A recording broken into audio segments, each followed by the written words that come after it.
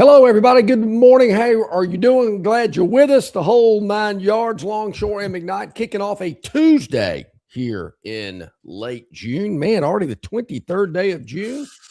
Really? We're into the second half of 2026 already. As of, I think, yesterday was the tipping point or something. Yeah. The first day of summer and all that. I love it when we begin with, good morning, everybody. How you doing? Whole 9 yards, whatever, blah, blah, blah. Yeah, great. And have you? Yeah. Why is it 9 yards? I don't know. But we are underway on our Tuesday show. He's John Longshore. I'm Barry McKnight. There's great joy today because of a certain baseball game. And it's the Rockies taking care of business in the bottom. Well, and no, against the Then we'll get to that later. That's coming up a little bit. I don't know which one I'm more pleased with, that or the fact that the Padres beat the Braves last night. 1-0 in 9. John, that's one of those games that John would not watch on a bet. But he does like the result, you know? I do like the result. It's like I think the Padres scored like the fourth inning. I'm thinking, what do you do in the rest of the game? It's like, that's like the brewing process for Budweiser and Bud Light. John's like, okay, you're stirring it around in the vat. When do we get to the cold? When do I get to pop the top on this thing? All right, you're adding, what is that? Barley? Okay, looks like you're good. Okay, you're good there. All right, stir it around a little bit and all that. The process is not necessarily all that interesting to the lay people. But, boy, John does like that end result to that Padres-Braves game, just like he likes that end result with all those Budweiser products. That's exactly right. Yeah, cannot open a wine until it's time, they say. So, yeah, I'm with you there. There's also sadness, remorse, angst today. First, we'll start with the happy news. Okay, yeah, let's start with that. For some people, I was rooting for North Carolina last night. How about that game? In the College World Series, John's wearing his Tar Heel Carolina blue. Yeah. I was rooting for Carolina pretty hard. I've got a little background with the state of North Carolina and the University of North Carolina. But to tell you the truth, Barry, the reason I'm wearing this color today is my ear, nose, and throat doctor is an UNC grad, and I got to go see him today. Very nice. John's got to take off a little early. Yeah, today. just a little. Not too much. Not so, too much. Not so it was. But it actually was not close. No, it wasn't. Oklahoma wins the national championship. They beat North Carolina 13-2. It is the seventh straight championship for the SEC. Oh. They've won 7 in a row, and they would have won 8 in a row if Arkansas hadn't dropped a pop-up in foul ground with 2 outs in the bottom of the 9th inning. So, but that kid's still thinking about that one.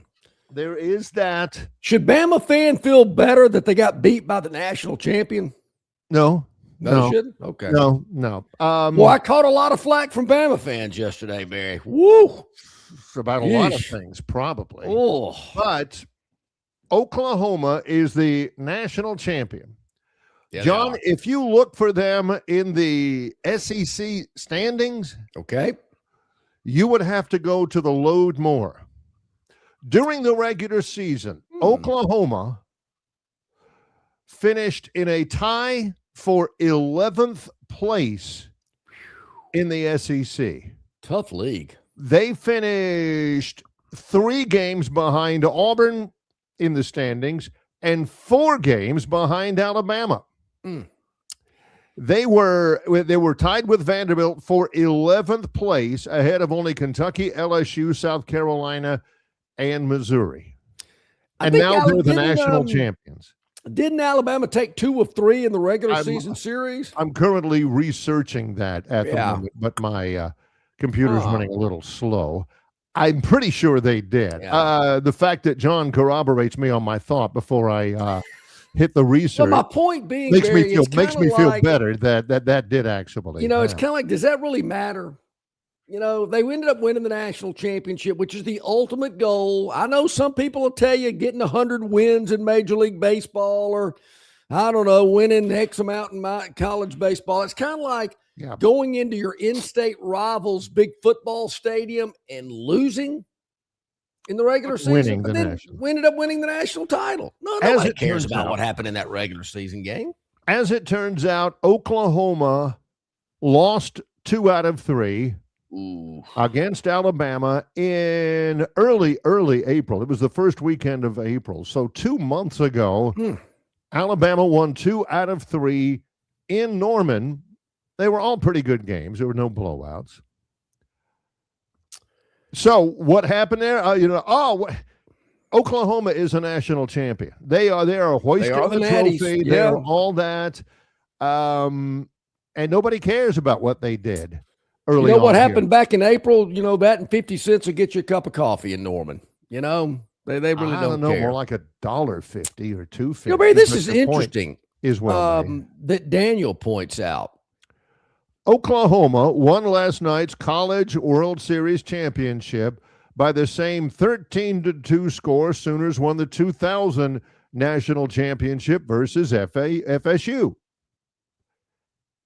Love Daniel, love his stuff, but is that really interesting? That was a football game, though, I believe. Is it really interesting? Yes, Daniel did not point out that very salient solution.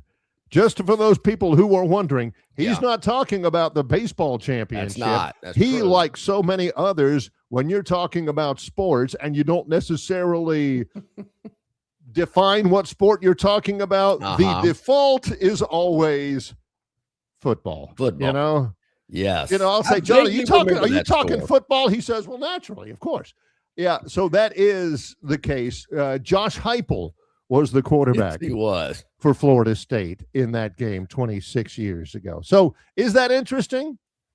I don't know. How about that? Maybe it's coincidental. I guarantee you they've said something about that in Norman. But to be honest, I'm not complaining about it.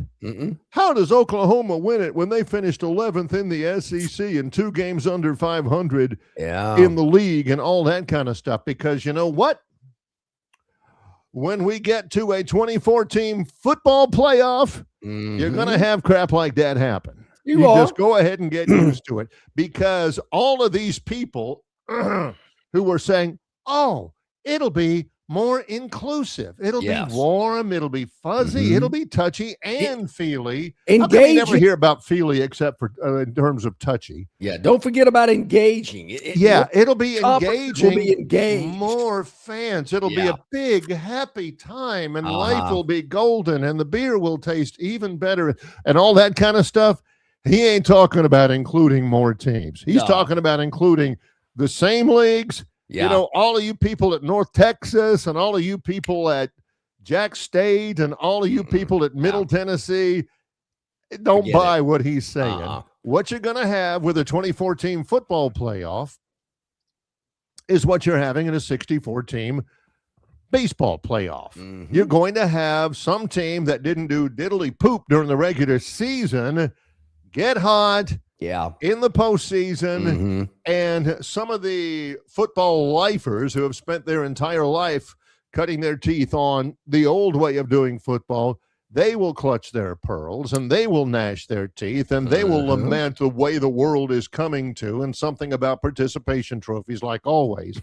But don't forget, you guys are the ones who wanted it, so I don't want to hear any complaining about a less than average Oklahoma team during the whole regular season, 50-something games, getting hot, because you're going to have a chance for a 9-4 football team, or a regular season to win a national championship in football.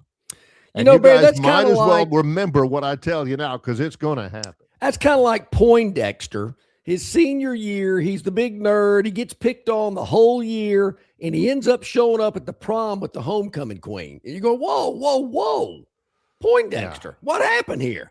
Hey, man, when it counts, it's true. Yeah.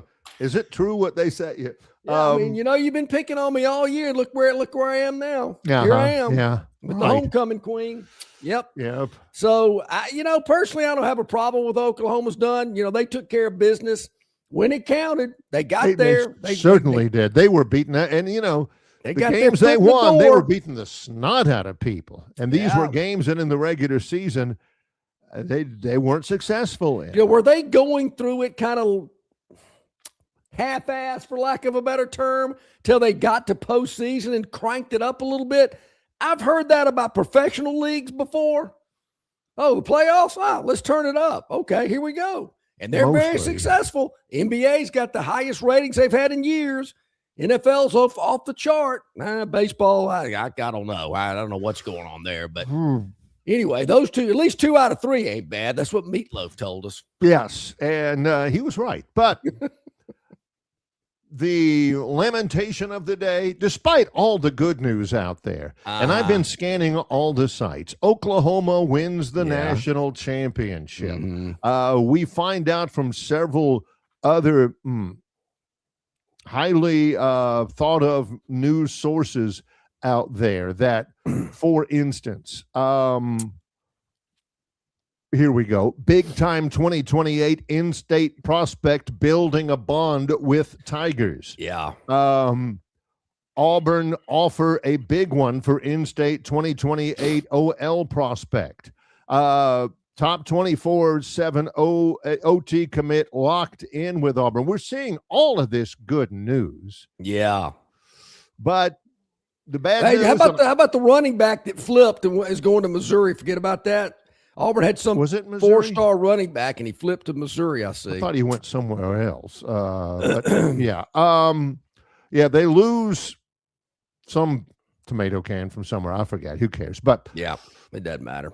I'm watching the College World Series last night, as all red-blooded Americans should. And it's on ESPN. And watching ESPN, I do work for ESPN Plus. I've, all that kind of stuff. But watching ESPN sometimes gets irritating because of the ticker down there.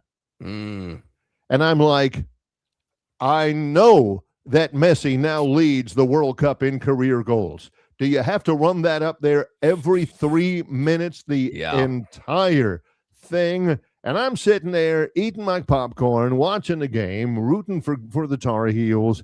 And I look down at the bottom and it says, Linda Cohn retiring from ESPN after 34 years. Now, wait a minute. Was that the first time you had seen that yesterday? That is. I actually sent you that. Well, I sent it to you. So I sent you a text yesterday. I sent you a text, let's see here, at 1:43. Oh, yeah, but I didn't look at it. I didn't, I did look at it.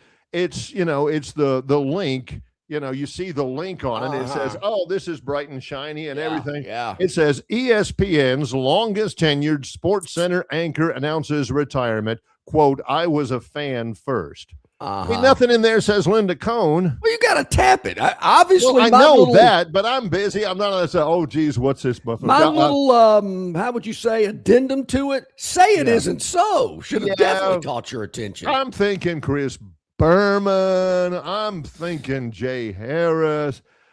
To be honest, I don't watch ESPN Sports Center. Yeah, I don't either. I got to tell you this, Barry. I thought she had already retired. I didn't realize she was still at ESPN.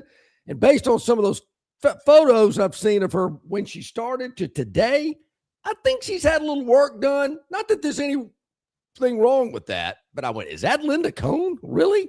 She's changed her hair color and everything.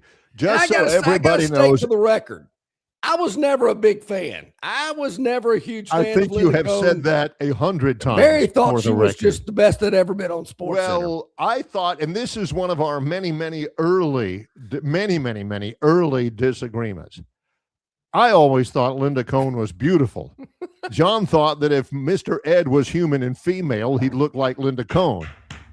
I don't understand that. She is a lovely woman. Not only that, she's a very good Sports Center anchor. Man, John thought she could eat an apple through a picket fence, and I never could figure that out about her, What's wrong with Linda Cohn? John's like, oh.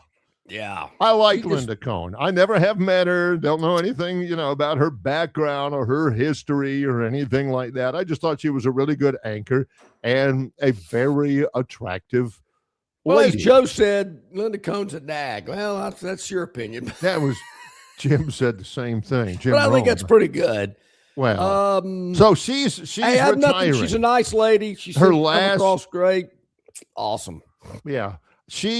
Her last day is June the 23rd. And for the first time in forever, I'll be watching sports. I can't watch Sports Center now because, I mean, all they're doing is like blah, blah, blah, blah, blah, blah, blah, blah, blah, blah. There's no, oh, yeah. And back to the highlights on here. The dude does this, and I don't. Well, Linda's Linda's been there. She's been a fixture. There's no doubt. She's been around. I want to say, Barry, the first female Sports Center anchor I can remember, her first name was Sharon. I can't think of her last name. First female Sports Center anchor, Sharon. Doesn't ring a bell. She did some horse racing features as well. She and Bino. I think she and Bino did some horse racing shows together. I remember Charles C. Canty. I got to look her up. Somebody ought to. Guy's going to come to me in a minute. How about our man Joe here? Barry said says Coach Bohannon had Oklahoma in 3. That's pretty good. He helped him out quite a bit. Let's see. No, I'm looking at a list. I don't see any. Sharon somebody. I got to think about that. Sharon's. Hey, Barry, the NBA draft tonight. I know you're getting so excited about that. I did not even realize. I mean, I knew it was coming up, but I didn't know it started tonight. We talked a little bit about it yesterday, but again, I did not know that the timing. Can LeBaron Fallon be Alabama's, what did I see, first number 1 draft pick or first round pick since Gerald Wallace? Did I see that? Did I read that correctly? It seemed like they've had other guys that have gone earlier than Colin that. Sexton? No, Brandon Miller? Brandon Miller, surely. I would think so. We're going to have to Gerald check that Wallace out. actually went. Well, maybe he's been the highest pick in a long time. The NBA draft is just today and tomorrow. It begins at 7 tonight, begins at 7 tomorrow. I think the first pick ought to be AJ Devanza from BYU, the number 1 overall pick. And again, there was a big trade yesterday. Giannis Antetokounmpo goes. But the Washington Wizards will have the number 1 pick. And terrible. Haven't heard anything about, who they're going to get. Anyway, so that's terrible. What's going on. That's how we start. And the number 1 thing, Oklahoma, whatever, but Linda Cohn's retiring. That's hard to believe. That's tough. Linda Cohn's retiring. Oklahoma wins the College World Series. And we got a lot to talk about today. Our friends, Brian Matthews, auburnsports.com. In about 13 minutes, Brian will hop on with us. Travis Ryer on YouTube at the top of hour number 2. Hey, hit that like button. Hit that subscribe button. Tell your friends. Tell your family. Do the same. We really appreciate it. You can check us out on YouTube, Facebook, Instagram, X, Spotify, Apple Tunes. Yellowhammer News and yellowhammernews.com and their Facebook page. Yep. We really appreciate our association with those good folks at Yellowhammer News. So many ways to check us out. Run us through your Bluetooth in your automobile. You can listen to us that way. And there again, we lay it down live every weekday morning from 7 until 9, but you can consume it whenever it is convenient for you. And we'll continue in just a moment. He's John Longshore. I'm Barry McKnight. It's Longshore and McKnight in association with Yellowhammer News, presented by Bud Light. Located just 8 miles north of Alabama's state capital, Capitol Hill features 3 18-hole championship courses. With more than 1,500 acres of golf and nature, the pure magnitude of this facility is amazing and allows each course to be drastically different from the others. Capitol Hill also features an innovative 360-degree driving range, 400 yards in diameter. Capitol Hill offers a fully stocked pro shop with the latest equipment and apparel. Great food and beverages in the clubhouse can be enjoyed both before and after your round. Get your group together and hit the trail. Go to rtjgolf.com/Capitol Hill for tee times and more information. Hey, where's the beer guy? Bud Light here? You get a Bud Light? Bud Light? I'm here, Bud Light. Bud Light here? Bud Light here? Bud Light here? Bud Light where? Bud Light here? Oh, Bud Light there. I missed that because of you. You did not miss that play because of me. Tough to stop talking this way? Yeah. It's actually kind of fun. Hey, I got your Bud Light. Oh, nice. Never mind. Anything for the clean, crisp taste of Bud Light. What'd I miss? I have no idea.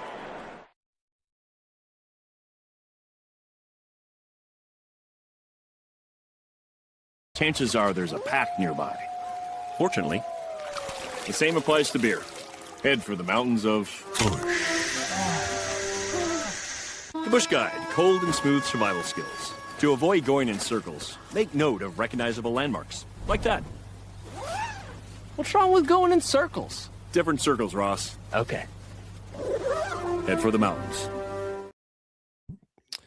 All right, welcome back in, everybody. Glad you're with us here today on this Tuesday edition of Longshore and McKnight. As we told you, several guests hopping on with us here today as well. Barry, caught a little fluff about some of my comments about Alabama football this upcoming fall. Just my opinion. Everybody's got one. I just gave you mine, what I think is going to transpire based on history and what I've seen so far. That's really the only thing I can base it on, because a lot of these players I'm not familiar with. But what I'm hearing, what I'm reading, what I'm discussing with other people kind of gives me the opinion that I gave out yesterday. A lot of people say, well, what do you think about Auburn? Well, there again, don't know a lot about them either. So a lot of these players came from South Florida. We've gone over Byron Brown's statistics in the last couple of seasons, particularly statistics against a particular team, for whatever that's worth. Yeah, as opposed to his entire body of work with thousands and thousands and thousands of yards of total offense, running it and passing it. Let's boil it down to just 2 games against one team, and that's really who he is. Yeah. And that's where I think the prognosticators like John are now working on a slippery slope than they ever have, because a lot of these guys you just don't know. I am a Yellowhammer News guy. That's the first thing I check every morning. Me too. Heck yeah.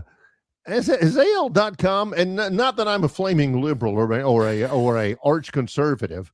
I'm more conservative than liberal. Yep. But I'm middle of the road. But has AL.com gotten like extraordinarily liberal, or just seems like it?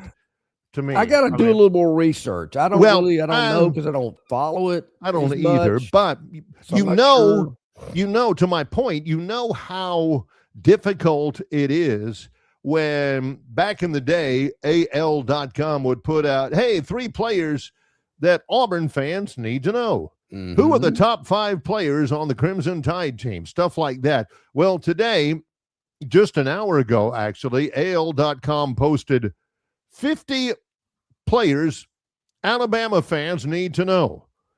And right into that same time, 50 Auburn players fans should know. 50. Barry, this is... these are 50 guys you need to... And you're thinking, well, good, because I only know about 10 of them on this team. That's where we've gotten so far. Hey, watch out for these guys. You might not have heard of them, but these guys... Now there's 50. And everybody's going to be there's 85 on scholarship, or there used to be. I mean, I only need to know 50 of them. Well, no, most of the time you knew who they were. Yeah, ahead of time, because I've been tracking this guy since he was a redshirt freshman. Now he's a junior and he's about ready to play. That ain't happening anymore. So Barry, this is where the Phantom is having a hard time, or anybody's having a hard time. Golly, I've seen that guy maybe, but it was as a group of 5 player against some FCS team, or did I see that guy play in Washington? I remember a couple of years ago, and I'm still kicking myself for it. I'm looking at the Alabama roster preseason about now with John, and I'm looking at who in the heck is Parker Brailsford? Yeah. What in the heck? Where does he play? I thought he was Parker Brailsford, like, Tyson Howell III or somebody like that. Parker Brailsford was a dude. He was an All-American. I didn't know, he's a center. Sure. I'm not, so when we look at it, we are taking guesses on this because, again, we just don't know. And there again, I'm basing a lot on history, what I've seen in Right. prior years. Coaching staff, coaching style, coaching philosophy, players on the roster, players that are expected to contribute. That's kind of how I factor it all in. And is it going to be this just complete change in Tuscaloosa? I know they're hoping that's the case, and they avoid multiple double-digit losses in a season. We'll see. I'm basing it on the past. As for Auburn, I'm looking at what happened at South Florida. I'm looking at the players that are on the roster now. I'm looking at their schedule. To me, it looks like Auburn, if they could go 8-4, 9-3 to me would be an incredible year based on what I know and how I feel and discussions that I've had. Is 8-4 more realistic? I'm probably more comfortable there in saying that. I just don't get the feel that 7-5 is in the cards, but who knows? Because there again, the schedule is difficult. Auburn, we've talked about this all spring. But speaking of difficult, Barry. Yes. And you mentioned AL.com. I'll cite them. And this is the crazy season. This is the talking season. We've been doing this for over 30 years. So we know. Things get a little crazy. People throw out stuff and see if it sticks. At AL.com today, they have an article entitled, "Are These Four Places Harder to Play in Bryant-Denny Stadium?" Yeah. I can think of about 14 other places that are more difficult to play in than Bryant-Denny Stadium. I don't know why they just narrowed it down to 4. And one team or one program that I find really hard to believe is not in this poll or in the top 5 is Jordan-Hare. To me, Jordan-Hare is one of the most difficult places for anybody to play. And Bama fan, Florida fan, Tennessee fan, LSU fan, Georgia fan, they know it. When they're inside that stadium at Auburn, it is totally different than any other place I've ever experienced a football game. And I've been to a lot of places to watch college football. And again, factoring out the 2 variables in there, that number one, usually when you played in Bryant-Denny Stadium, you played against a really, really, really good team. Factor that out. We're not talking about, the team that's sitting there waiting for you at Bryant-Denny. Likewise, Jordan-Hare Stadium, a tough place to play where you're playing Auburn, and they haven't been very good at all in the last 5 years. Factor all that out. Just the absolute sheer noise and energy and the fans right on you and stuff like that. I got to tell you, Bryant-Denny's fun. It's exciting. There's all of these traditions that they do, which are kind of, a little bit odd. Remember, they're not throwing toilet paper inside Jordan-Hare Stadium. Yeah, true. But, the Dixieland Delight, the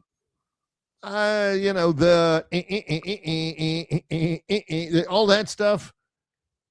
It's great. It really is. But difficult. The opposing team coming there and going, oh, my gosh, we're never going to play well. Listen to this crowd.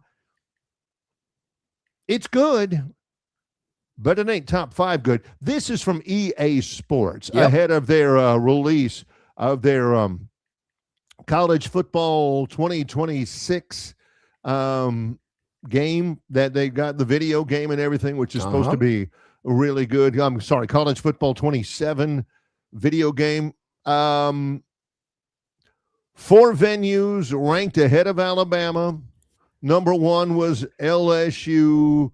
Georgia was number 4. Ohio State is number 2. Beaver Stadium at Penn State is number 3. Autzen Stadium at Oregon is 6th. And I've never been to a game there. I've heard that for a either. long time. I've seen pictures of it. Doesn't seem overly large compared to other, particularly SEC stadiums. I don't know what it is about that place that makes it so loud and crazy to play in, but people say it is.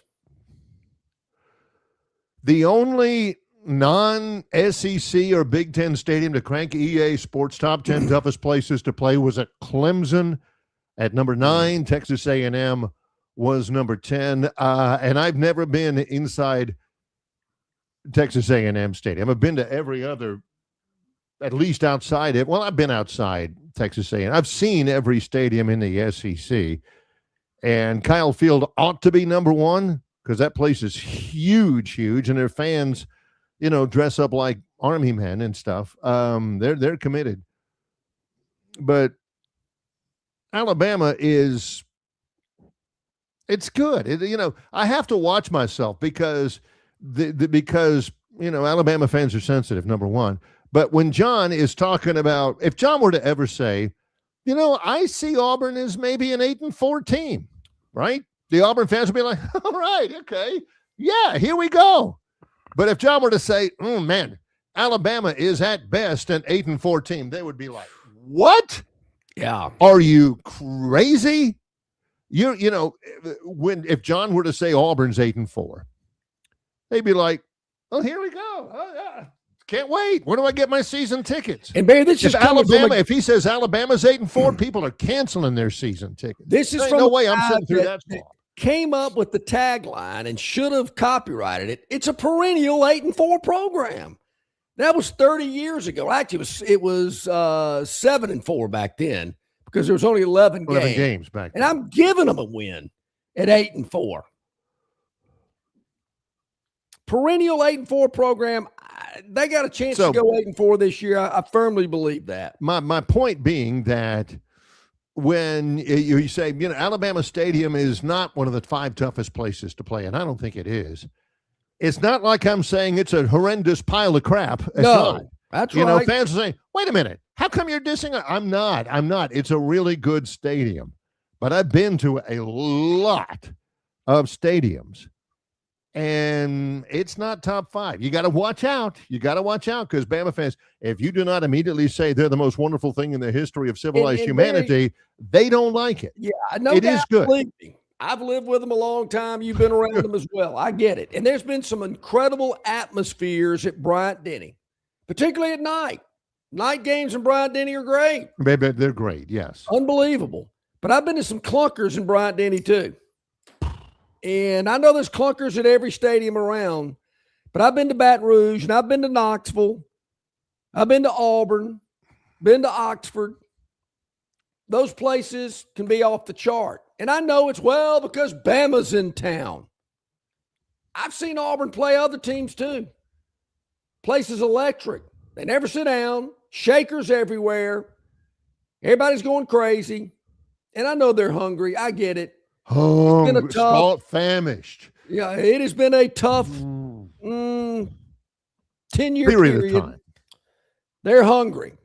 Maybe they're hungrier than Bama fan. I think that's an accurate statement. I'm not sure Bama fans as hungry as they need to be. And maybe that's what causes the atmospheres to be what they are from time to time. Not complaining. I'm just telling you others that I think are better. You may think differently. That's why we were born and raised in the country we live in. You can do that when we come back. I'm just being honest. I mean, I'm just being honest about it. On the other side of this break, Brian Matthews, auburnsports.com. It's Longshore and McKnight in association with Yellowhammer News, presented by Bud Light. The Destin Connection Seafood Market at 3750 Norman Bridge Road in Montgomery has the freshest seafood direct from the Gulf of America. I'm talking red snapper and grouper, all sizes of Gulf shrimp, jumbo lump crab meat and crab claws, Louisiana Bay oysters, and New Bedford scallops. They are a full-service seafood market and kitchen serving po' boys, dinners, and sandwiches. Many well-known restaurants in the river region purchase their seafood from the Destin Connection because they know it's the absolute best. Call ahead and your order will be ready for pickup. The Destin Connection Seafood Market, 3750 Norman Bridge Road. Call 288-4272. That's 288-4272. Budweiser and take a knee. It is the best time of the year. It's baseball season. That means sunshine. It means behind-the-back peanut tosses. And it means sharing some cold, frosty Budweisers with your boys. Because there's nothing more American than watching America's game with America's beer. So let me ask you something. Are you ready to bring your A game? Are you ready to cheer every frozen rope down the line and amazing catch at the warning track? Are you ready for pitchers' duels and slugfests? Tell me, are you ready for the thrill of an incredible walk-off victory? I can't hear you. Are you ready for Budweiser and baseball? Then get on your feet, raise an ice-cold Bud, and let's make this season larger than life. Great times are waiting. Grab some Bud! Enjoy responsibly. Budweiser Beer, Anheuser-Busch, St. Louis, Missouri. Big news for Central Alabama travelers. Getting to Texas just got easier. You can now fly nonstop from Montgomery to Houston with United Airlines. No long drives, no layovers, just smooth direct travel from your hometown airport. Whether it's business or a weekend getaway, Houston is now just one flight away. Spend more time there and less time getting there. Fly nonstop to Houston. Fly MGM, where travel feels easy. Book your trip today at flymgm.com. Okay, about 25 minutes to the top of the hour, as we do on Tuesdays. Our man Brian Matthews, auburnsports.com, hopping on with us today. Hey, Brian, hope you're doing well. Thanks for joining us. I'm doing great, guys. Good to be in again. One of the smartest guys that we have, which probably says something about our guest lineup every week. In fact, I would submit this, that it was almost exactly 2 months ago to the day when Auburn opened up a 3-game baseball series at Plainsman Park against Oklahoma. Yep. Auburn won 2 out of 3 against Oklahoma. I think it was April 24th, 25th, and 26th, including a run rule victory in the Sunday game to win the series. And I bet at that point, Brian, in the press box down the right field corner, turned to everybody else and said, "You watch. I bet that Oklahoma team wins a national championship." Am I right? I think me and Jason turned to each other and said, that's the best defensive team we've seen this season. And you go back to that series, I think the loss was 2-1, and Auburn probably should have swept them. So I think that was the feeling.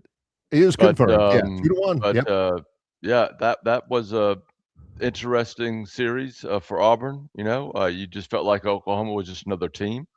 Had played great defensively the whole series, just couldn't swing the bat very well, and their pitching was pretty solid. And but I think they did what a lot of SEC teams do, right? They go through the season, they compete, they get better, and they get in the postseason, and they got hot at the right time, and they just they were incredible. I think they had over 30 home runs in the postseason, which they were beating the heck out of everybody. Yeah, just an incredible number for them, and they very much deserved that. And they were the number 11th team in the SEC. Ole Miss, I forget where they finished, but their last team in about 4 years ago. So I think you go into the postseason just about every year. I think you can take the top 12 teams from the SEC or so, and you can count on maybe one of them or two of them playing for the national championship, one of them winning. I just think the SEC is so good right now. It really is like it's just iron sharpens irons, and you get the right team at the right time, they can make that run. Brian, do you envision something similar happening if we go to a 2014 playoff in college football, where you get a team that might, during the regular season, they're okay, they're pretty good, and then boom, you get to postseason. Where did this team come from and wins it all? Maybe not quite yet, but I think that could come. Yes, I do. I think it will eventually look more like the NFL, especially if we get into a situation where we get a set revenue share type agreement, Right. where you can collectively bargain with players whenever we get to that point, and everybody has a similar amount of money they can offer. Then the talent really spreads out, right? And more teams will have that chance, and more teams will get in a situation where they're playing their best ball in November, December, January, not necessarily in September, October. So yeah, I think that's coming, but I don't think it's quite here yet. I think we're to the point. I think when you look at last year's playoffs, I think probably 8 to 10 teams were capable of winning it. I think Right. Notre Dame was left out. They could have probably won it. So I think we're getting close to that. Brian, in your BMATS Monday musings at auburnsports.com, you encompass the way Auburn football recruiting has been lately, and you said they're on a real heater. They are. They really are. They picked up 3 more commitments this weekend. And guys, I think they look at as developmental type guys that could be in the program 4 to 5 years. And I think you need a mix of that in your recruiting classes. So they got Preston Williams from GW Long here in South Alabama. He's a 6'2", 180 kid. He's going to play defense, probably cornerback nickel. I think our analyst Cole Pinkston compared him to Nehemiah Pritchett, which I think is really, really good comp there of the type of player he can be. And Nehemiah was not a highly recruited kid coming out of high school until Auburn jumped on him. They got Moni Williams, the running back.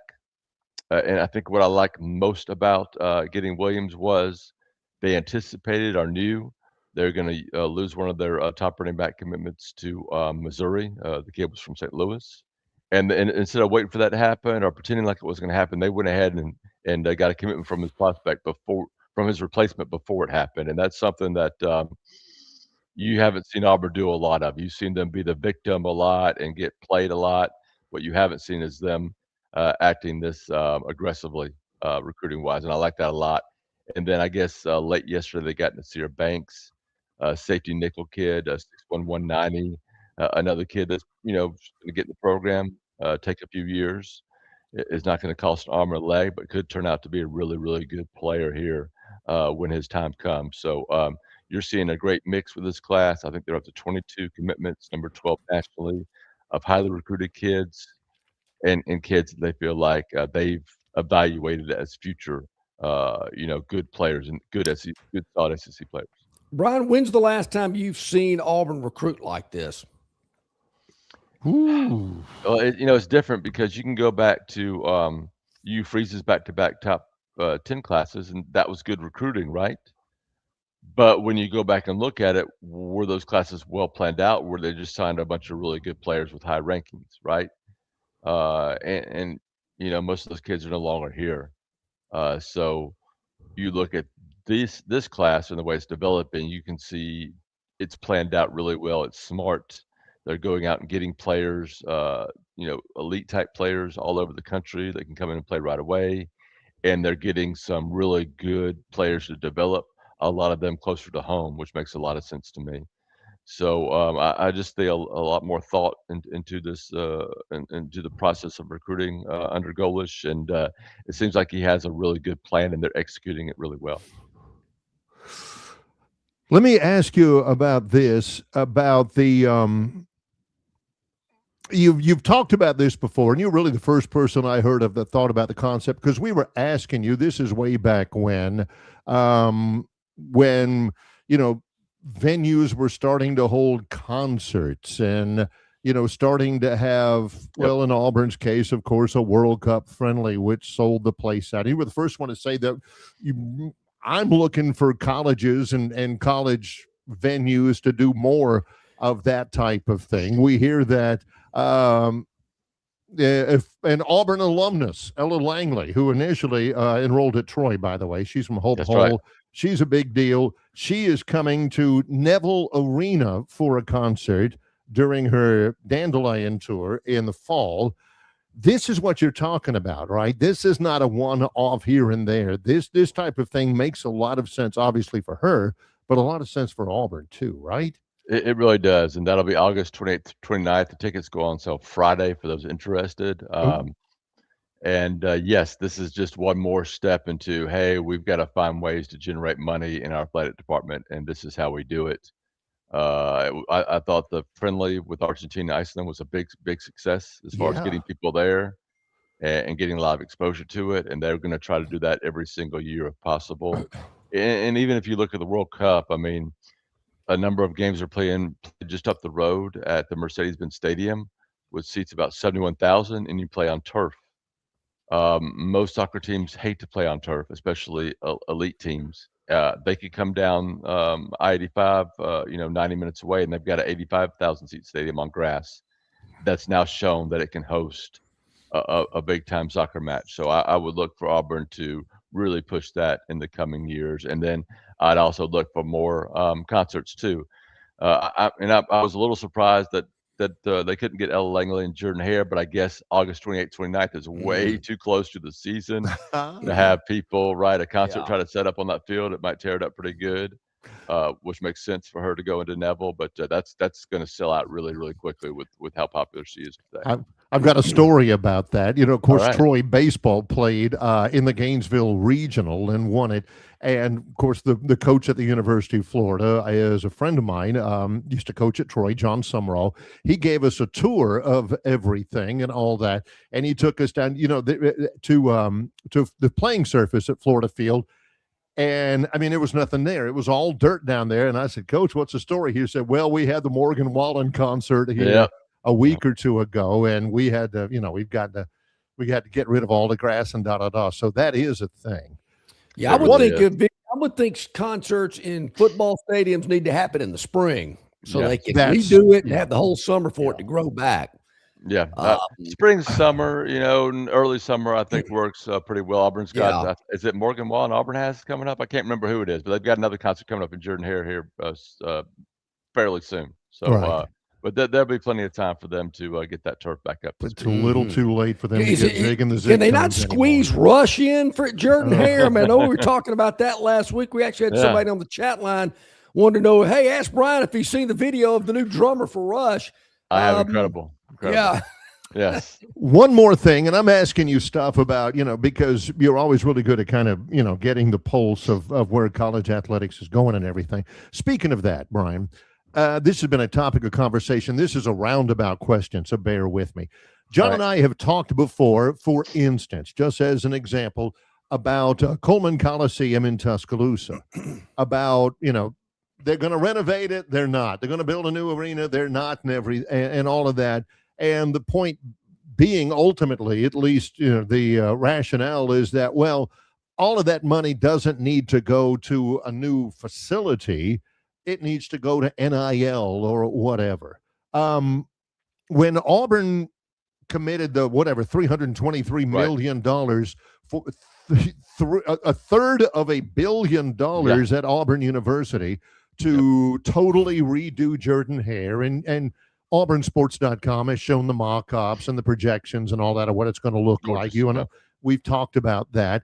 And you're thinking, well, that's money for Jordan Hare, but couldn't it have gone to NIL? Summerall was telling me down in Gainesville, they're committing $1 billion to Florida Field. I read yesterday where Georgia Tech is upgrading Grant Field, $70 million. Does all that make sense to you? Money going to facilities when, it's all player. Let's pay those guys. Is that a sensible thing? It does. First of all, a lot of the stadium renovations are adding the premium seating, which brings in more money to the athletic department. So, in the quest to get more money or more NIL money, either or both, that fits that, right? Okay. And the way Auburn is doing their north end zone, they are bringing in opportunities to host more events there where you can generate that NIL advertising money. So that's all part of it. And you got to remember, on major projects like this, you finance it with debt that you spread out over, I guess, 30 years. I'm not an expert on finance, right? Right. So you can look at these big numbers, but when it comes down to it, once it's built, you're generating, hopefully, if you made the right choices and did the right math, you're generating more money than you are losing every month, and you're making money on that because the debt to pay for this is spread out over so many years. So that's the idea behind it. That's the idea why Auburn is doing it. And I think the facility, I wouldn't say arms race is coming back, but I think facility building out is starting to come back, and maybe Coleman Coliseum, if they can be a little bit more,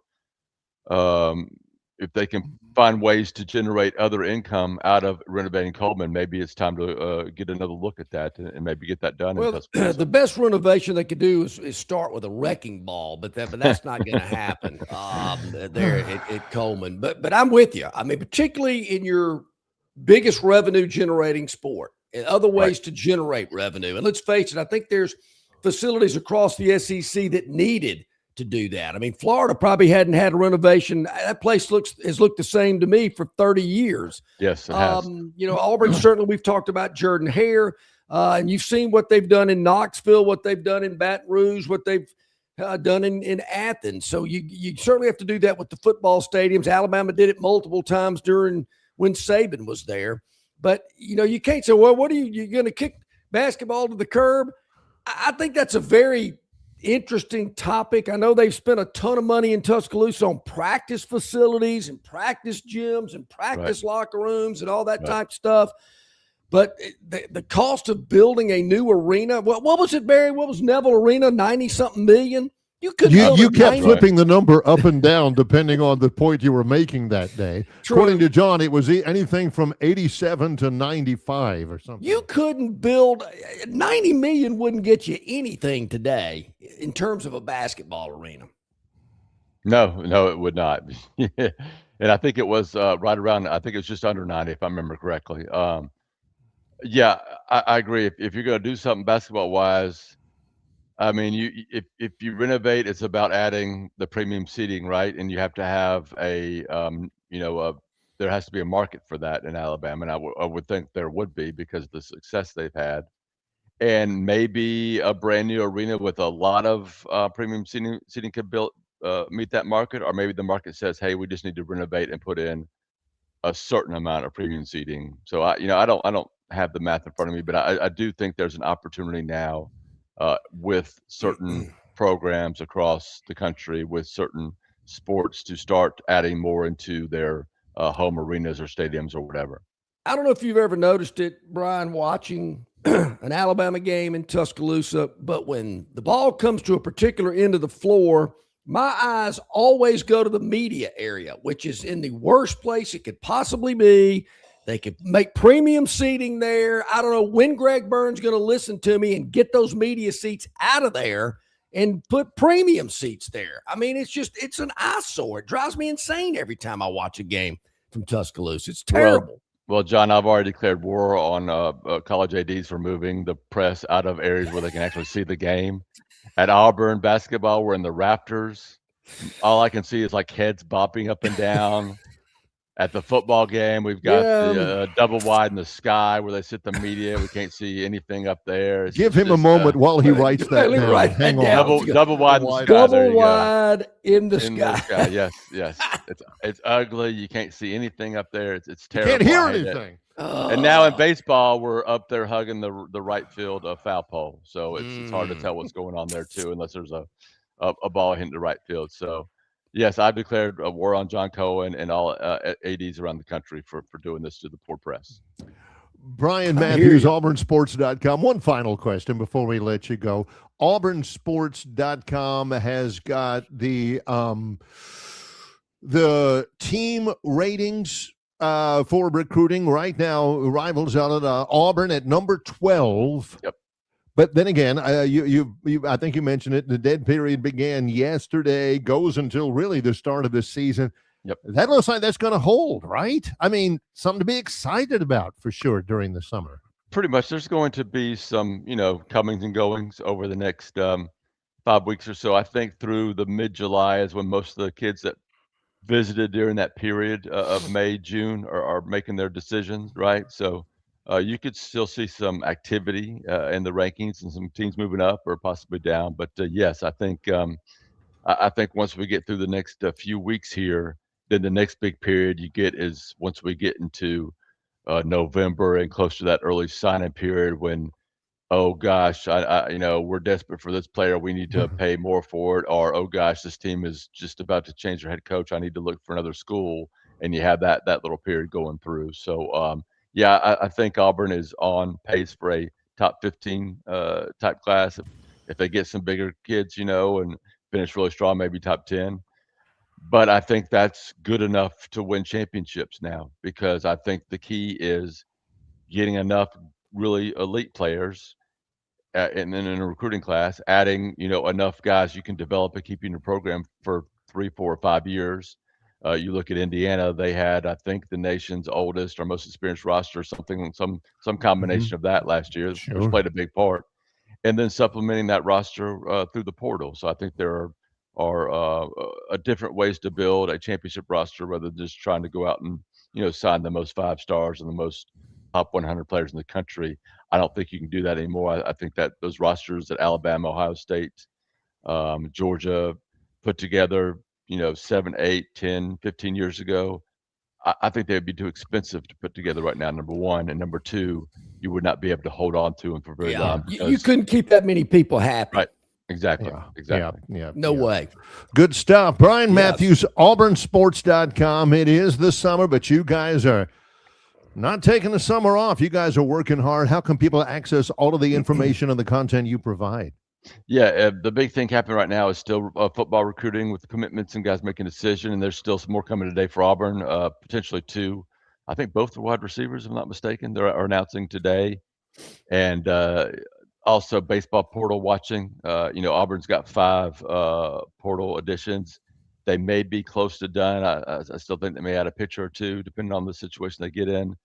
And then we got the baseball draft coming back, and who's going to go, who's not going to go, what signees are going to end up in Auburn, who's going to sign Major League. So all that we'll be covering closely, along with preparing for football season and SEC media days and everything that comes with that. So all that more auburnsports.com.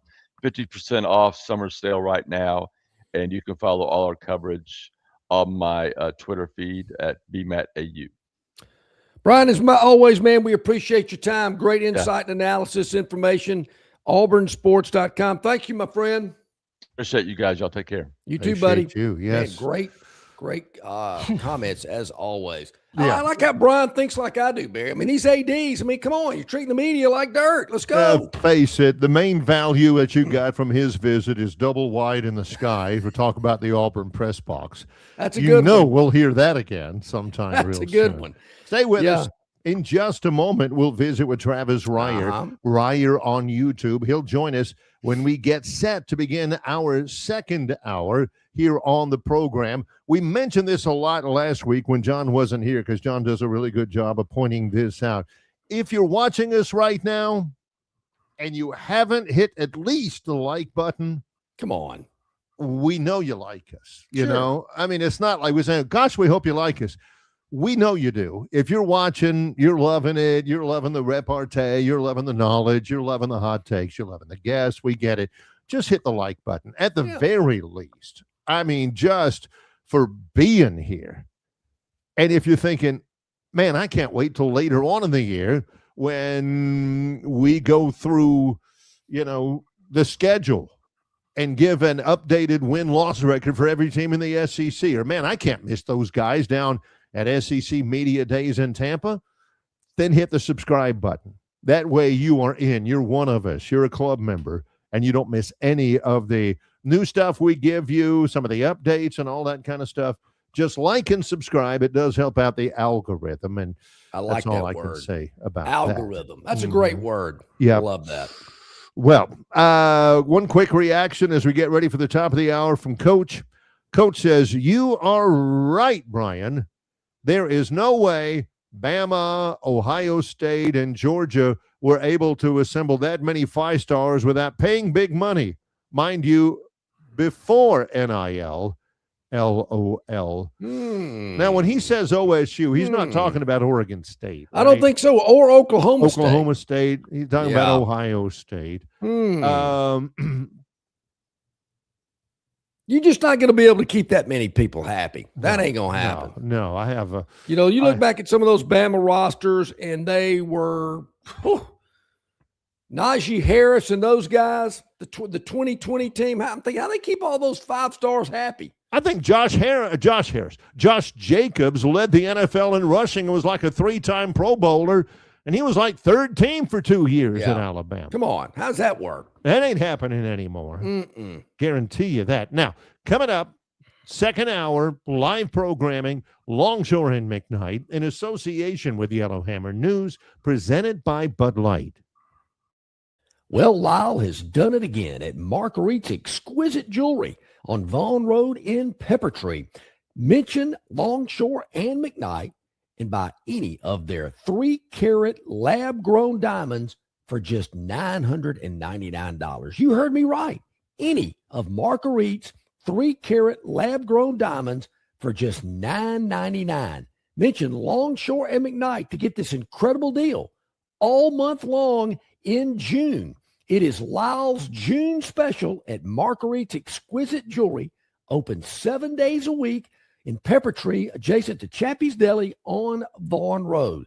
Go by and mention Longshore McKnight to take advantage of their 3-carat lab-grown diamonds for just $9.99 at Marguerite's, where they make it, they really make it.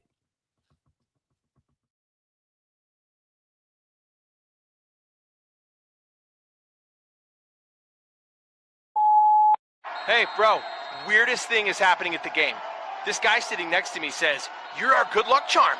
Every time I crack a Bud Light, we score a touchdown. Now his entire family wants to buy me Bud Lights. I think I'm some kind of a football prophet. Talk soon. The team needs me. Anything for Bud Light, the official beer sponsor of the NFL. Stock up today. Enjoy responsibly. Copyright 2025 Anheuser-Busch Bud Light Beer, St. Louis, Missouri. This summer, Dixie Electric Plumbing and Air is on a Jurassic hunt for the oldest HVAC systems and water heaters in town. If your system is a fossil, now's your chance. Replace it between June 1st and July 31st, and you could win big. We're giving $2,500 back for the oldest HVAC systems and $1,000 back for the oldest water heater. Even if you don't win, you still score major savings on your new HVAC system, water heater, generator, and or garage door. Don't let your systems go extinct. Call Dixie, and it's All righty, back at it here, top of the hour, Longshore McKnight. It is hour number 2, getting started here. Travis Ryer on YouTube talking Tide. A variety of other topics as well that Travis explores will join us here momentarily. Great first hour today. I got to tell you, it's awesome. I like it. You know, the big news of the day is after 34 years, Linda Cohn is retiring as an anchor at SportsCenter. She anchored more than 5,500 sports centers. Man, I think we've got her beat with this I think so with our too. program. I think, 5 days a week, 30 years. I like the math on our side. Also, Oklahoma obliterates North Carolina in the winner-go-home national championship game. Yep. Oklahoma wins it 13-2. SEC was already the first league to produce 6 consecutive baseball national champions. Now they're the first to produce 7. And out of those last 7 years of winning the College World Series for the SEC, there have been 6 different winners. The only team that has won twice from the SEC in that period of time is LSU. They won it in 23, and then they won it 2026. Otherwise, it's been Vanderbilt, Mississippi State, Ole Miss, LSU, Tennessee, and now Oklahoma. That is 6 different winners in 7 years. There are 2 winners that we haven't seen yet, and I'm wondering why not. Will it ever be a moment where Auburn or Alabama hoists that trophy, dog piles in the middle of the field on the final day of the baseball season at Charles Schwab Field, and wins the national championship? Now, I don't know, Barry, I do know Alabama played in the finale against Texas many years ago. They played in the finale against LSU in 1997. I know, because that was the year I covered it and was gone for 2 weeks. Is that when that kid turned his ankle on that ball that was just in the wrong place? Yes. Wow. Yeah, maybe one day they'll get there. We'll see. Hey, our man Travis Ryer on YouTube, talking Tide, a variety of other great subjects as well. Joins us as he does on Tuesdays. Hey, Travis, thanks for joining us. Hope you're doing well. Doing great. How are you guys? We're doing really, really well. I'm kind of exhausted for kind of pushing and tugging and mentally willing Wyndham Clark to hang on at the U.S. Open. It's like, it's like whenever you have that pastor emeritus come speak, give the sermon once a year, and you're like, you're almost there. Come on, finish strong. I wasn't sure he was going to do it, Travis. You? Hung in there. I felt like he had enough of a cushion on Sunday. I believe I even tweeted this before his round. I tweeted he's going to shoot 73 and it's going to be enough. And he shot 73, and it was barely enough. Sam Burns, very impressive in his own right. But yeah, I think the way Wyndham Clark is wired, it may actually benefit him. And he spoke to this too, that he kind of likes when he's maybe not the favorite or the pick of the public, or the guy that people think is going to get it done. But he's gotten it done now twice in U.S. Open, so pretty impressive couple of golf courses too, L.A. Country Club and now Shinnecock Hills. He validated that first one for sure. Travis, your thoughts about the crowd at Shinnecock? I'm noticing more golf crowds are opinionated, boisterous, and just flat out rude. Well, I think it's sort of, in some ways, a microcosm of society today. No doubt. To just put it as blunt as I can without getting you guys fined by the FCC or something else, people just don't give a flip. You know, they just don't. And more, they truly believe I buy a ticket, I'm part of the show. Yep. Right? And no, you're not. So I really hope they start cracking down. Look, I know that New York and Bethpage Black for Ryder Cup, and then here at Shinnecock Hills, this over the last weekend is those folks. It was awful at the Players down the stretch. And that's not even talking about the USA chance. It's more of the specific things that were directed towards Matthew Fitzpatrick. You know, if you want to try to turn it into 1980 Miracle on Ice and it's a golf tournament, I guess that's your right to do that. But the real specific personal things that are getting thrown out there now, they're just going to have to start tossing folks left and right. You know, I mean, that's the only thing I know to do. Yeah, and one of the aspects I've heard, and you saw it, if you watch the coverage over the weekend, I noticed it on Sunday, huge advertisements about betting on the U.S. Open, betting on individual players, betting on groups of players. Betting on shot by shot, hole by hole. And I think a lot of that. That's a major problem. Yeah, I think it ends up on the golf course behind the ropes, and these people are cheering for a particular guy that they've got money on and jeering another guy they don't want to possibly overtake him. Yeah, you may have to go Augusta National on it and take phones. Yeah. You know, because that's what's happening out on the golf course. You got these FanDuel bros that are doing prop bets, and they got, pairings that they're betting on, head to head, all these things.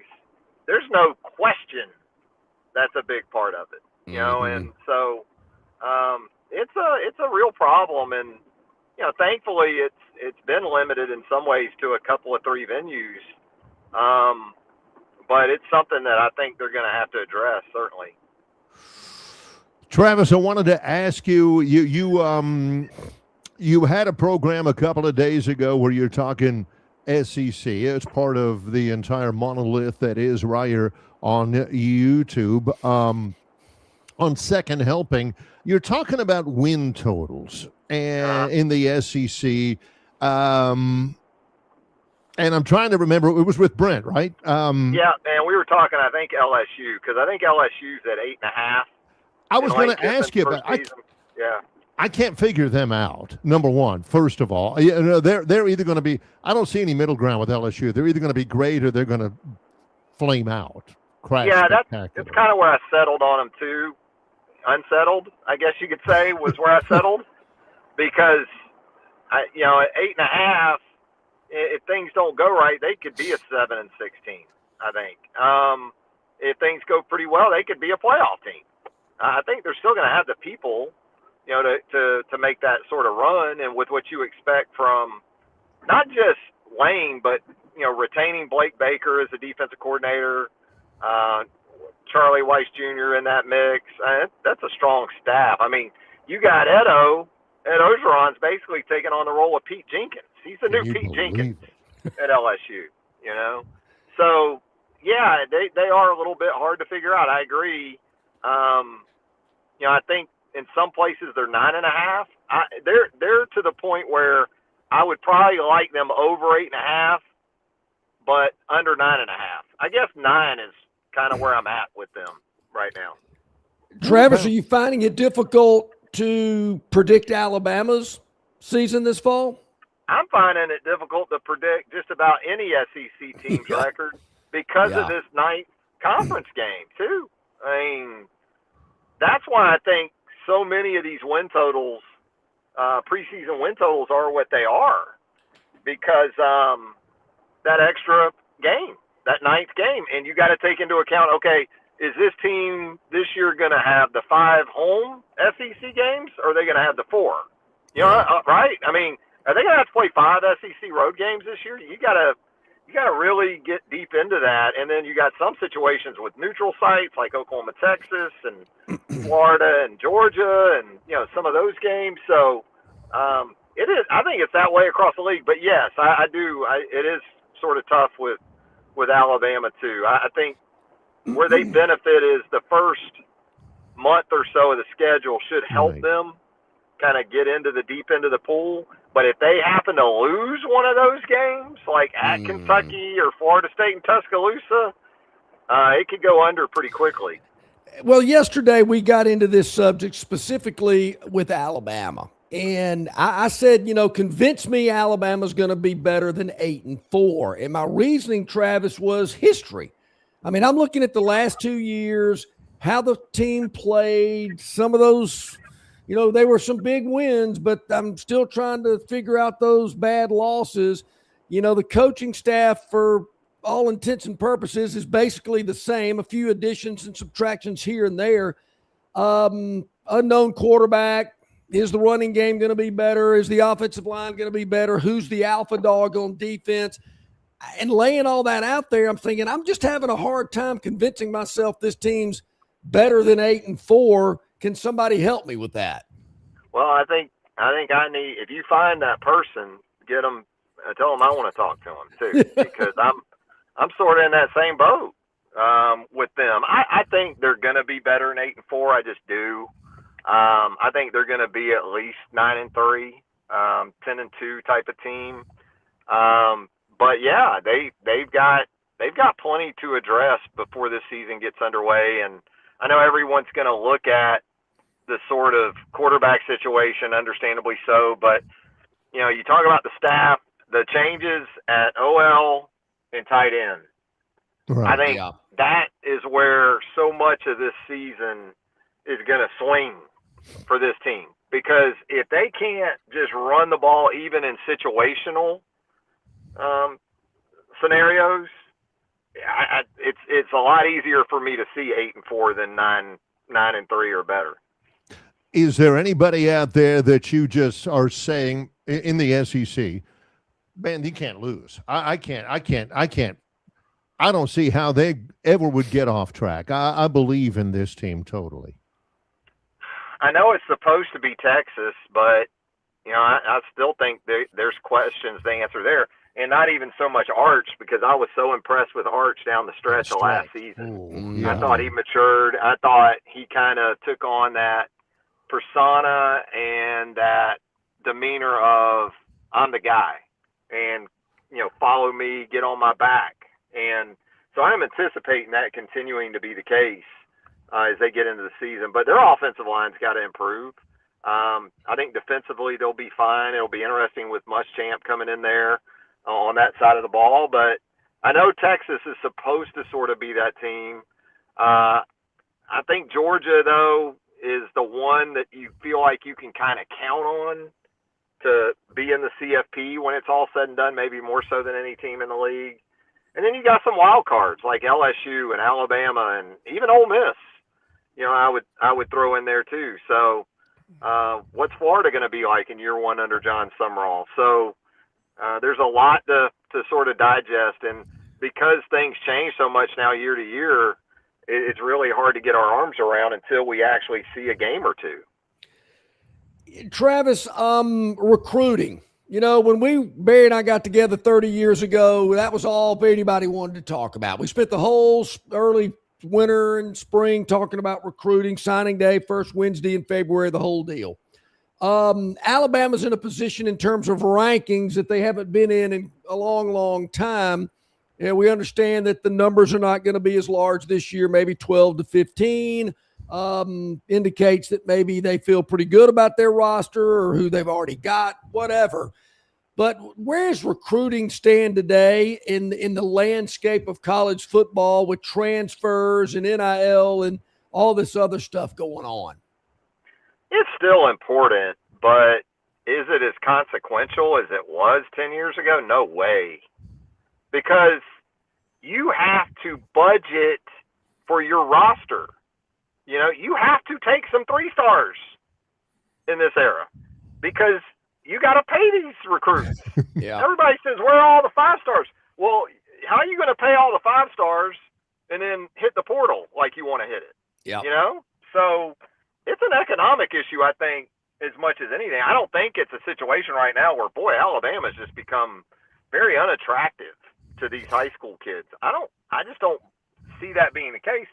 Now, you know, like you said, the numbers are going to be down this year in terms of who they take, but also how much they can spend. You know, you already got a 5-star quarterback committed. Yeah. So there's a big chunk of your budget, I'm guessing, for your grassroots, so to speak, recruiting. And then if you've got a evaluation staff that you feel like can really get the job done where the portal's concerned, they're already, I'm sure, targeting, you know, potential guys coming down the pike and how that's going to budget out. It's tough, man, because it's such a moving target. And, you know, I still enjoy recruiting, but does it really impact me anymore when, oh, wow, you know, so-and-so committed here or something? No, not at all.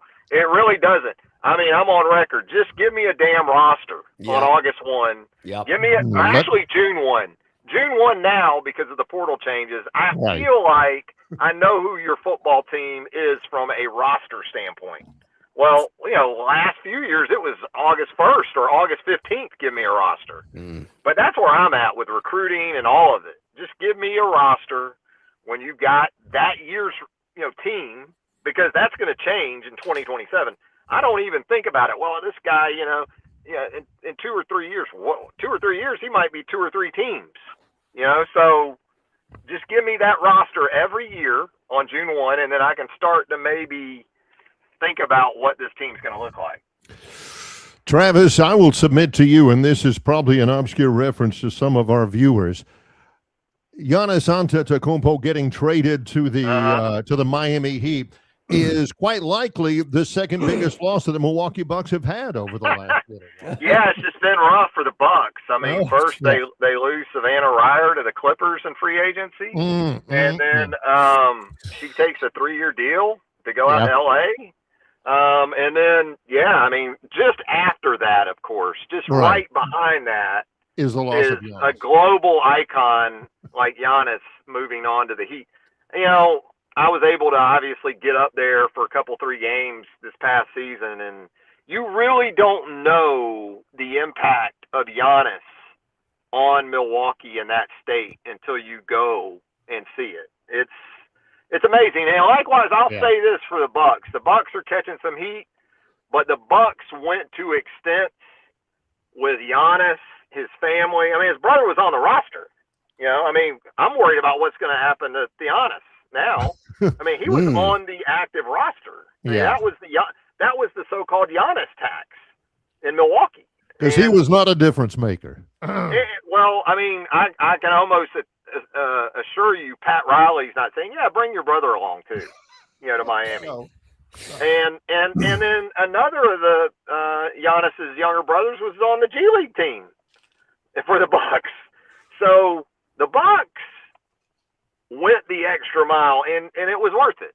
I mean, they won a championship with Giannis. Giannis and his family are tremendous, just great people, do so much, have done so much for that community. So you just really hope it works out. My concern is, are the Heat really a title contender with Giannis now? Because they gave up so much to get him, you know, and I don't know if Giannis is at a point in his career where he can just carry the whole thing, because he's breaking down, I'm afraid.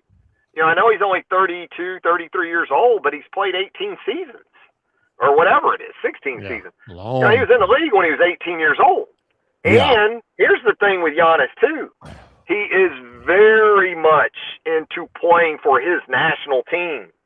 I think this is the first summer he's taking off from that in like 3 or 4 years. So in addition to carrying the Bucks in the NBA season, he was going straight into international play. He'd go straight to Europe after seasons and just go all out for grease. So, there's a lot of miles on those tires. And, and that's you're my not kidding. concern is he's already the last couple of years showing signs of, breaking down. But I've never seen someone in person like Giannis athletically. It is, it's like people say go watch hockey live because it'll make a different impact on you. Go watch Giannis sometime if you got a chance. It's unlike anything you'll ever. It's incredible. The last Mr. Basketball in the state of Alabama, Gerald Wallace, was picked in the first round of the NBA draft. LeBaron Fallon was a Mr. Basketball in the state as well. Will he be drafted in the first round tonight? I think so. It's the problem for LeBaron in retrospect, while last year might have been the spot for him to go, is this draft is so deep. I think LeBaron's a lottery talent. I think somebody, if he goes, like a lot of these mocks are showing him, I guess, going early 20s now, 20th, maybe to the Pistons. Hey, that wouldn't be a bad situation. You still go first round. You go to a contender like the Pistons, and you're a big part of that for the future with Cade Cunningham and the rest of those guys. But, yeah, I think he goes first round. I don't think he goes lottery, but I really think somebody's going to get a nice value there with him if they get him around 2022. That's a good way to put it. There will be great value if they can get him there. Always great knowledge from Travis Reier on YouTube. What's on the channel and what's coming up? Yeah, it's Beach Week for it's Reier-palooza this week. So we got a week full of pops. But we'll still be getting some stuff up, I think, on the channel. We'll have second helping, I'm guessing. We'll have some cart golf, aftermath. My guy, Casey Smith, our industry insider, as I like to call him on our show. He picked Wyndham Clark to win the U.S. Open, so he nailed that one. We'll talk some golf, and, of course, we'll have a lot of Alabama talk coming up, too. Could we possibly see Pops on some content since you're going to be with him all week? Yes, on the socials you'll probably see Pops. He was very excited because for the week we bought one of those Ninja slushy machines, and he'd never had a Bama Bushwhacker before. So we got the Kahlua out, we got the rum, and he got his first Bushwhacker last night, and he didn't talk. For the 2 minutes that he inhaled it, we didn't hear from him. So now every day we've got to make a frozen drink. I think today is I think we're doing frozen sangria. I think tomorrow we're doing frozen marg. So we're just hoping Pops makes it to Sunday. We're just trying to pace him a little bit. Look, I have met Pops before. I'm a big fan of his on social media. And when Travis says Pops is pretty excited, that is a relative term. Yeah, it very much is. I still am. I don't think people understand what it was to see Pops in the wild like you did. Barry. I mean, that was like a Bigfoot sighting. That's exactly. That's exactly right, Travis. And we cannot wait to get the recap next Tuesday. Oh God, yeah. He might be in timeout until next year after this week. Yeah, depending on how the frozen sangria slush is. Yeah. Oh, no. Appreciate you, Travis. Thanks, guys. Have a great week. You too, man. Great information, insight, content from our man, Travis Reier. Reier on YouTube, Talking Tide. So many other great topics as well on his YouTube channel. All right, Barry, when we come back, look at this. Yeah, the Phantom's Daily Dog. Yeah, I guess we'll get to that when we return. Is there anything in sports hotter than the Phantom these days? I submit to you. That's coming up next. Yep. It's Longshore and McKnight in association with Yellowhammer News, presented by Bud Light. Known by avid golfers as one of the most beautiful and challenging stops on the Robert Trent Jones Golf Trail, Cambrian Ridge in Greenville lies just 40 miles from Montgomery. It is well worth the ride for any golfer looking for 27 holes of jaw-dropping golf. The greens have been redesigned to accommodate the higher green speeds associated with their installation of the latest generation of ultra-dwarf Bermuda grass. Cambrian Ridge offers a fully stocked pro shop with all the latest equipment and apparel. Great food and beverages in the clubhouse can be enjoyed both before and after your round. Get your group together and hit the trail. Go to RTJ. Whoa. Wow. Hey, we're back already. Don't know what happened there, but we are. RTJ Trail at rtjgolf.com. That's right. That's how you, for tee times and more information, go there. Yes. A couple of things, Barry. We've had a lot of our viewers and listeners take advantage of the incredible deal going on at Marguerite's Exquisite Jewelry. It's the June special. You heard us right. 3-carat lab-grown diamonds, just $9.99. Your choice. Lab-grown 3-carat diamonds. You got the cushion, you got the solitaire, you got the round, you got the square. Well, all these different shapes of diamonds. You pick the shape you want. $9.99, 3-carat lab-grown diamond at Marguerite's, 8163 Vaughn Road in Peppertree. One thing I do want to say, Barry, before I get to the Daily Dog, and we touched on it with Travis, and I've heard a lot of discussion about just the demeanor of the crowd at the U.S. Open. You don't call them crowds at Augusta. They're called patrons. They don't act that way at Augusta, because if they do, they won't be back. But I've seen this in golf tournaments. I've seen it in soccer. I've seen it in football and basketball. I didn't think I'd ever see it in golf, but the all-out rudeness of these fans and, cheering for Scotty Scheffler, openly cheering against Wyndham Clark. It's just, there's no place for it. And is alcohol a part of it? Yeah, probably. Guys, no doubt. Yes. Too many beers or whatever they're doing. But I think gambling has something to do with it as well. And look, I've been gambling since I was in about 5th grade.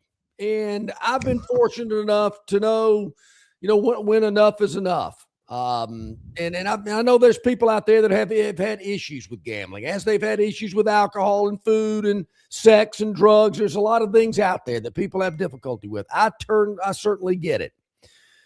But I do think the way that gambling has exploded onto our society, people don't know how to control themselves. And yeah, they got a big bet on Scotty Scheffler and they're rooting for him. They're letting the other guy know it. To me, it's different at a football game or a basketball game, because you're in a crowd, you're away from you're not right on top of these guys like you are at a golf tournament. Doesn't make it right, but there again, I guess I can deal with it and more in those type of elements and in those types of environments. But there again, I've enjoyed gambling on sports, really all kind of gambling my entire life. But I don't like the road that it's going down. I just don't like the way the people act, because, hey, man, I got $100 on the game. I'm going to give you hell all night. I don't like That's what social media does. That's what Twitter does, or X or whatever, is it gives them access to your ear. Why don't you go kill yourself or something? They can get that in front of somebody. And I agree. I also agree with the concept that that's kind of the way society is going now. The other thing I'd add on to it, and I blame Tiger Woods for this, there's been a lot more profanity among the players in public things as well. Brandel and Tiger is that. Do what? Brandel Chambly did a little feature on that on Golf Channel. By the way, without really saying anything or specifically pointing out a player, but you knew who he was talking about. And I got to tell you this: it's been years since I've watched Brandel Chambly, but I watched him. We were doing something, and they had on whatever that program is with Wilbon and Tony Kornheiser, and they had Brandel Chambly on. He's pretty good. I've forgotten how good he is, and not just because I agree with everything he said, but Tiger was the first one. Tiger is epically profane, and you've seen him, and now players, they'll have rounds and stuff where they will cuss, and I mean, some of them are mic'd up and everything, and use vulgarities and all that. And to be honest, I'm shocked that golfers use bad language. And poor, John, I'll be the first to tell you. Yeah. I mean, I'm no choir boy on the golf course. I've gotten a lot better. Gurn Sr. can probably attest to this.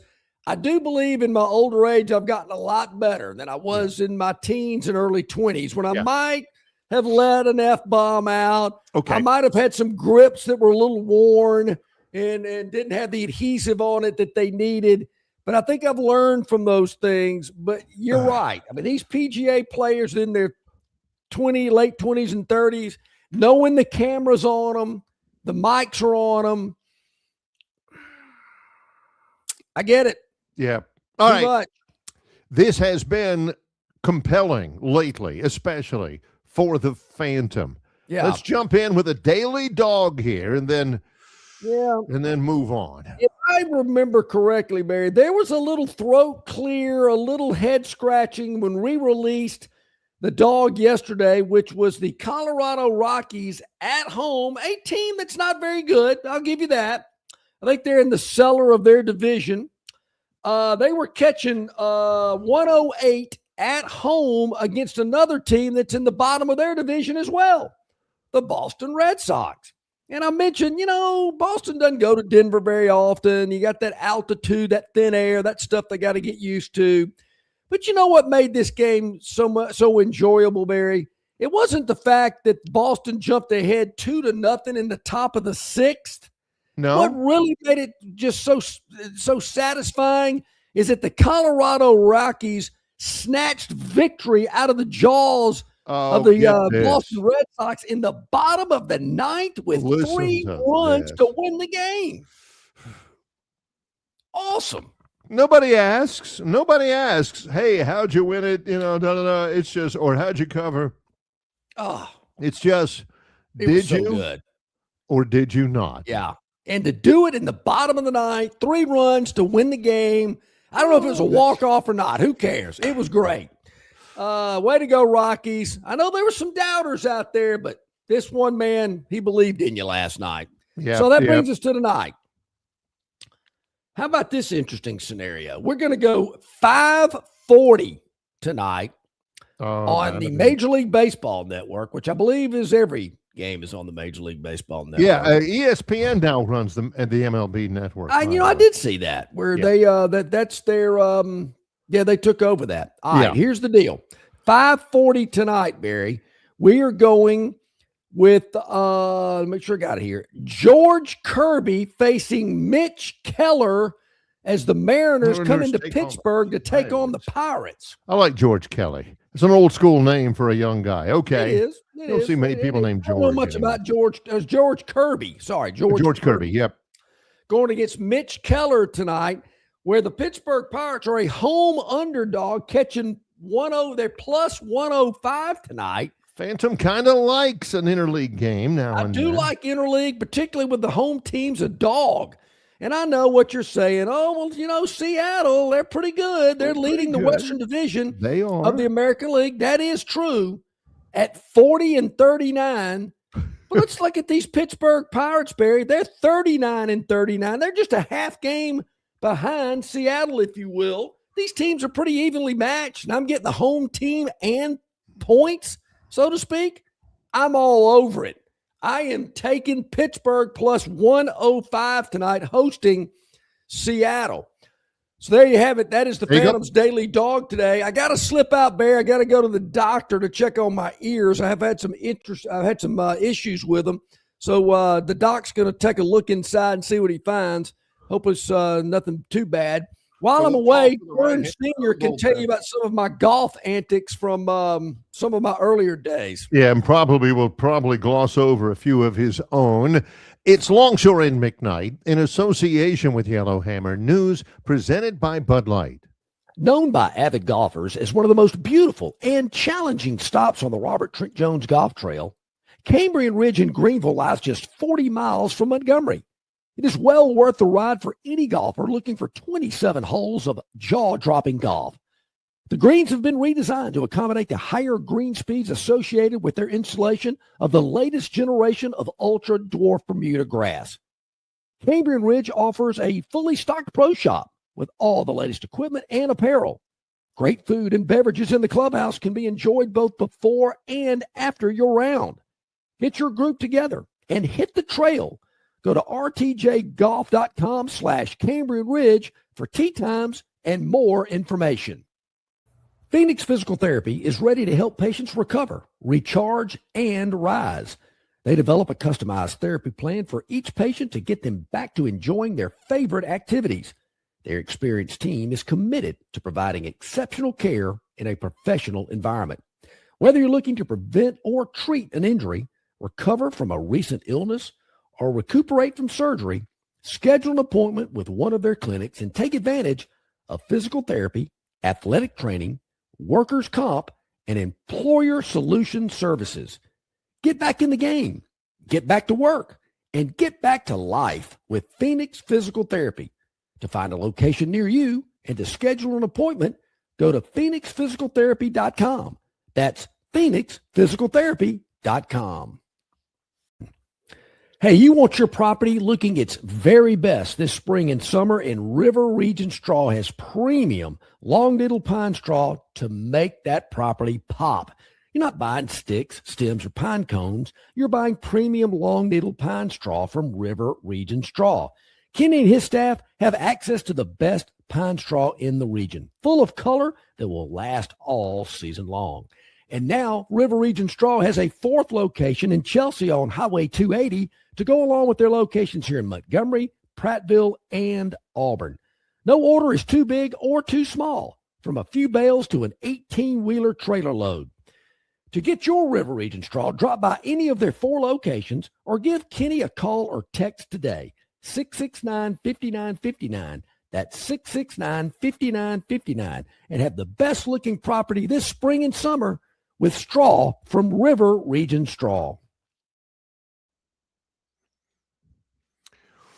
Back again here on Longshore and McKnight. Now without the Longshore, along with let me double check here. Should be good. Can you hear me okay, Warren? Gary, can you hear me? Yeah, I got you. Can you hear me all right? I got you. Can you hear me? Yeah, I got you good. Okay, all right. All right, excellent. Hearing a so little Barry, a little known fact yes is Mrs. Longshore is actually sending John to the ENT. Yes, ear, nose, and throat. Because it's not because he has a hearing problem. The word is he has what is called as selective hearing. That's a thing. That's can you preach to that? Can you attest to that? I can. There are times when I'll say something to John and I'm hearing a ding in the background. That means his text hotline is going, which means that he's looking down, which means that momentarily he is selectively hearing what is going on the show while he reads this anti-Auburn text. There are times it's a bad thing, and I love my wife. There's no question. There's nothing against her. I'm not even really specifically talking about her when, like, there's a ball game on, right? I mean, it's a ball game. It's on TV, and I'm watching it. Is it not a bad feeling when you look over to whomever you're watching it with, and they're saying something to you, and you're like, "Oh no." I believe that's been talking to this. That's referred to as Charlie Brown's teacher. Wah, wah, wah, wah, wah. And that's a bad thing. Now, John, every once in a while, is guilty, or I say guilty. He's afflicted with that selective hearing. So hopefully this will help him out. Who knows where he was hanging out in Costa Rica to get an ear infection, for gosh sakes.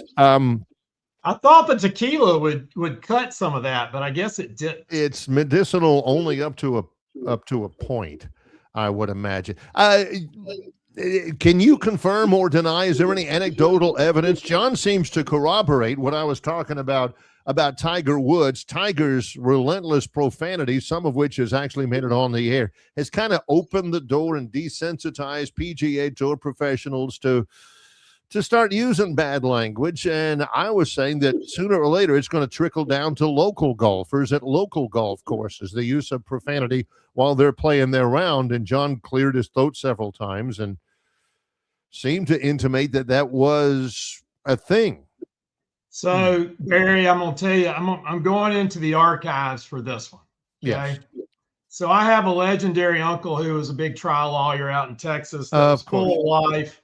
He drank a lot. He lived pretty hard, played a lot of golf. But he was funny as hell. He was a trickster. He was that kind of thing. So there was a former pro golfer, pretty well known, named Doug Ford. Yeah. Doug Ford supposedly was the most vulgar talking pro on the tour. So my uncle is playing in a pro-am in Dallas, and Doug Ford is his pro. And so they get up on the first tee, and Doug Ford just starts dropping F-bombs, every bad word you could hear. And then everybody introduces himself, and my uncle says, "Hi, my name is Reverend Joe Matthews." Nicely done. And he said Joe Ford's eyes got about this big. And his playing partners knew that wasn't the case, but nice. That's my profanity story on the golf course. But look, I have a problem. I take a little medication for type 2, and when I get hangry and my sugar gets low, and I'm playing poor golf, I can go Wyndham Clark on a shot. I mean, and my wife, who I'm usually playing with my wife, right? She looks at me like, "Don't do that," and I'm like, "Oh, you're right." So it happens. It happens. I mean, and I also will tell somebody what the worst part is: somebody who sucks at golf that gets mad. Yes, I'll throw them this. I'm like, dude, you're not good enough to get mad. Yeah. If you go and get on the range and work on your game and get to be a single-digit handicap, you can get mad. But right now, you just suck. Yeah. If you were any good, you can get mad at yourself. But you're not good enough to get mad at yourself yet. Who's the better golfer, you or your wife? Well, I have a lower handicap. She is infected with it right now. So that's something we play. I mean, seriously, we'll play 4 or 5 times a week. Nice. For 9 holes. I mean, we will get out and go fast, and we play a little thing, 2-person scramble, and we have like a rhythm, and we just go. And we are hauling ass. Yeah. And this is how bad it is. On Saturday, I'm playing in a tournament in Birmingham. It gets rained out. We drive home. Oh, you told me it is storming in Greenville. Storming. And we look at the radar, and it says there's going to be a break between 5:40 and 6. And so we go out there, and it's still raining hard, but we know it's going to break. And we sit there in the cart shed, and after 10 minutes, it just becomes a drizzle, and there we go. And we are basically playing in the slush. I was about to say. The mud and the muck. We're the only ones out there. It's our own private course, and it was fabulous. Covered with mud. My towel on my bag is just completely. I mean, you made a 10-footer and a frog jumps out of the cup. It is just people are looking at us driving by like, what the hell are you doing? And that's kind of where we are. But did you do? You are above the age of 50. Oh, I'm 60. You play golf. You are Caucasian, and it's raining. At some point, it is part of the code that you have to say that you don't think that the really heavy stuff is coming down for quite a while. I said it like 4 times last week. Yeah. You got to do that. You got to do that. That's part of. I'll say what we will not do, and this happened, I think, middle of last week. We're out there, and we know it's coming, and then you hear the pop, And the pop's not that close, but it's close enough. And we're like, we don't do the lightning. Yeah, define We don't do the close lightning. enough. If it's We around, do the rain, but we don't do the lightning or the No. thunder. And there's too much. Yeah, I don't want it. I don't, when I write my obit or when somebody writes my obit, I want it to be he was surrounded by his family at the end, not that he was struck by lightning on a golf course. Yeah. So, It's the same way. We have the same whenever we're broadcasting anything and there's a lightning delay. I mean, we'll broadcast through rain. I remember last year Troy football played at Clemson and you had a rain delay. Oh, yeah, y'all had a huge delay. Yeah, and it really killed us because Troy was leading 16-0 at the time, and then here comes an hour, and we had to stay on the air the whole time. It was just raining. But if it's lightning, we are not staying. Oh, what's wrong? It's only, I'm thinking, you got to understand, we are connected electrically to this facility, and I have got a wire leading up to a pair of headphones wrapped around my head. I ain't doing it. So, hey, Barry, I just got a text from the Phantom. I asked him what his backup dog was if he had not gone with the Mariners and the baseball. Pirates. Yeah. Ghana +2 against England. Nah, no way. Exactly. That was his backup. That was his backup. But it's obviously it's not. That's the biggest no-brainer in the history. They were big on Ghana. Go Ghana or go Barry, home. I don't know what you've discussed today. I have a feeling you have not discussed this. Okay. Did you by chance see the Norway game last night? I am a big Erling Haaland fan. I saw that he scored a couple of goals. He looks like a thumb, but he looks like he could be from Zion Chapel.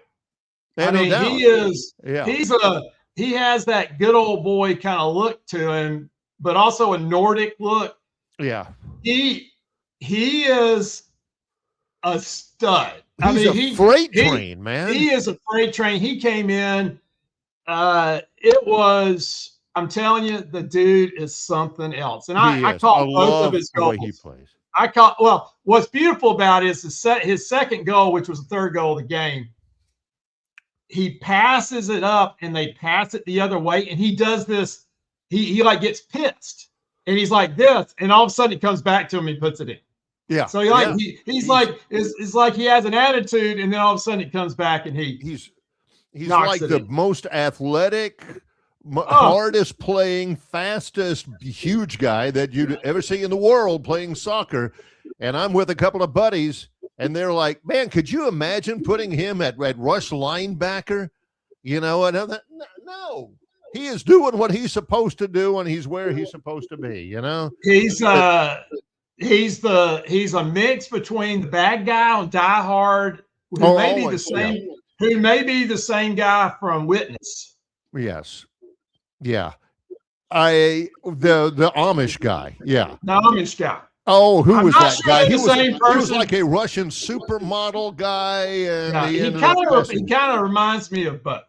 Yeah, like a Bond villain, but he is great. Erling Haaland, people remember him. Let's take a break. When we come back, it's the Gurn Jr. Victoryland 777 Topic Wheel. It's Longshore and McKnight without the Longshore, in association with Yellowhammer News, presented by Bud Light.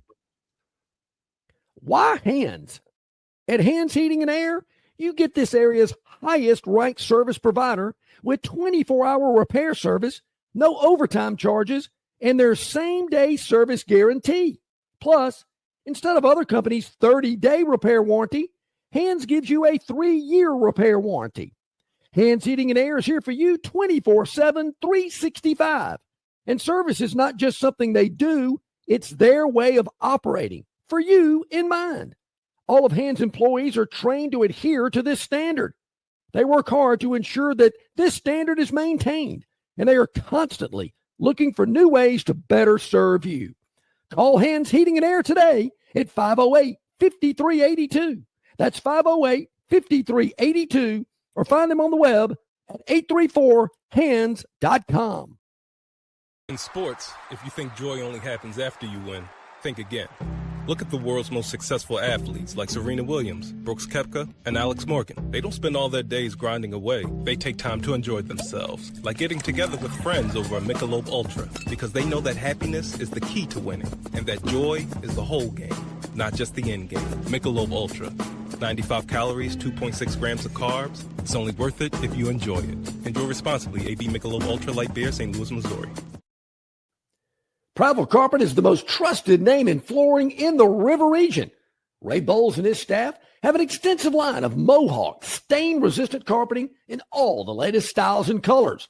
Prattville Carpet also has hardwood, vinyl, and ceramic tile for all of your flooring needs. Professionally installed at the absolute lowest prices. Take advantage of cash and carry vinyl plank at just $239 a foot. Call them today to set up your free measurement for your home, office, lake house, hunting camp, or wherever you need flooring. 285-8117. That's 285-8117, or drop by 2201 Cobbs Ford Road in Prattville for Prattville Carpet. All right, man, grab a Budweiser and take a knee. It is the best time of the year. It's baseball season. That means sunshine. It means behind-the-back peanut tosses. And it means sharing some cold, frosty Budweisers with your boys. Because there's nothing more American than watching America's game with America's beer. So let me ask you something. Are you ready to bring your A game? Are you ready to cheer every frozen rope down the line and amazing catch at the warning track? Are you ready for pitchers' duels and slugfests? Tell me, are you ready for the thrill of an incredible walk-off victory? I can't hear you. Are you ready for Budweiser and baseball? Then get on your feet, raise an ice-cold Bud, and let's make this season larger than life. Great times are waiting. Get some Bud! Enjoy responsibly. Budweiser Beer, Anheuser-Busch, St. Louis, Missouri.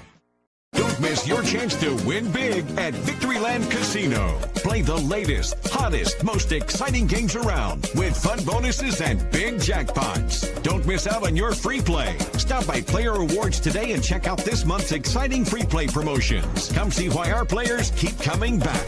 You'll have more fun at Victoryland Casino, where you can be a winner too. Victoryland Casino, located off I-85 exit 22, Shorter, Alabama. Must be 21 or older. Of course, the Victoryland 777 Casino topic wheel is up, curated by Gurren Jr., brought to you by Victoryland 777 Casino. 6 topics, no idea what they are, somewhat current and topical, although we do go back a little bit once in a while. Warren and I will handle this one as we get to the top of the hour. Here we go. 6 different things, no clue what any of them are.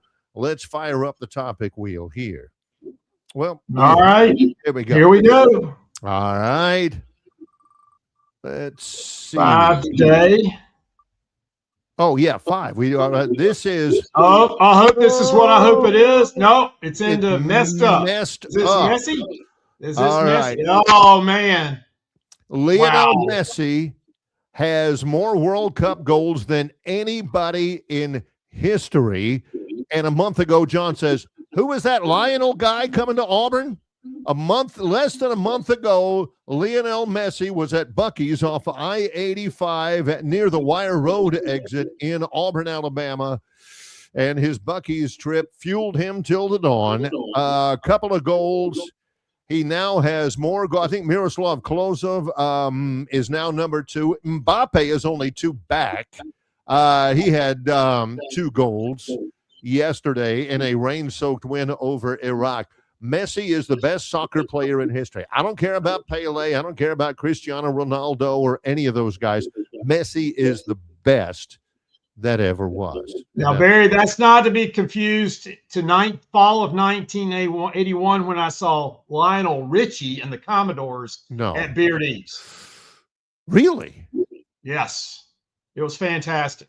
I've seen Huey Lewis in the news at Beard Eves Coliseum. Lionel Richie, although very good, was not the best ever. Lionel Messi, who pronounces it differently, definitely is. Yes. All right. One down. I like that. I like that one. Here we go. Crank it up. Well, let's hope we can still. There we go. There we All go. right. There we go. All Get right. away. 4 left here and 6 minutes to get. This is what is ROW? This is called. You got to say it the right way. Technically, oh yeah, she's ticked off about this one. Caitlin Clark of the Indiana Fever. They hold off the Mercury. That's Phoenix. And she's ticked off in the post game. She says, I got a technical for clapping. We should all just go on the calendar now and pick a game that I'm going to be suspended for if I'm going to get technicals for clapping. Her coach said she's got to be aware. Certainly, I think there's some that we can do without. She is extraordinary. And in the WNBA, they physically beat the crap out of her. It's not she's capable of beautiful basketball, but the WNBA's response to their biggest star is to knock the crap out of her all the time to where she can't get a clean shot off. And that's not good basketball. And the WNBA, unfortunately, is embracing it and screwing up Caitlin Clark. Well, they may be hearing from the sponsors because you're talking about somebody who is maximizing her marketing potential. She is doing it as she should.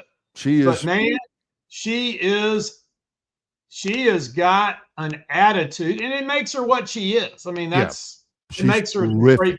She is. She is a great player. On her bad side. You don't want to be on her bad side. Yeah. She's a terrific player. People knock the crap out of her instead of trying to defend her, and she reacts negatively. This last one I thought was bogus. It really was. So anyway, back at it again. Here we go. 3 to go. You bet. ROW is going to be the last one, and that's the one I want to get to. Wandering around. Wandering around. Walkabout. Oh, something about Gurn Jr. and Bears. Man, if there's a bit of bear news out there, Gurn Jr. is going to find it. The New Jersey Zoo, which I didn't think, New Jersey. You live in New Jersey? What exit? This is in Essex County, New Jersey. So this is not, is it a bear that got out or a bear that's visiting? He was roaming around the area on the wrong side of the cage.